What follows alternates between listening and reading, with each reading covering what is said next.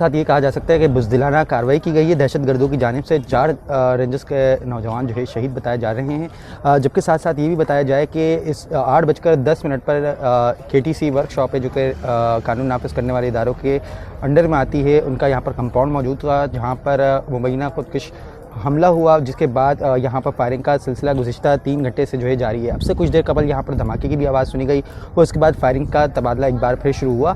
इस वक्त जो है बताया जाता है कि 2 दहशतगर्द जहन्नुम हासिल हो चुके हैं। मज़ीद दहशतगर्दों को ख़त्म करने के लिए जो हमारे कानून नाफिज करने वाले इदारों के जो एहलकार हैं, पुलिस है और इसी तरीके से SSU है और स्पेशल स्क्वाड यूनिट है, वो यहाँ पर कार्रवाई कर रही है। क्लियरेंस ऑपरेशन शुरू कर दिया गया है दहशतगर्दों को जहन्नुम हासिल करने के लिए। और साथ ही साथ यहाँ पर बात की जाए तो 8:10 पर एक मुबैना खुदकुश धमाका हुआ था और उसके बाद कई धमाकों की आवाज़ें इस इलाके में सुनी गई है। अगर ये इलाका बात की जाए तो ये गुलिस्तान जौहर ब्लॉक 6 और ब्लॉक 7 के करीब जो है बताया जाता है और ये महकमा मौसमियात के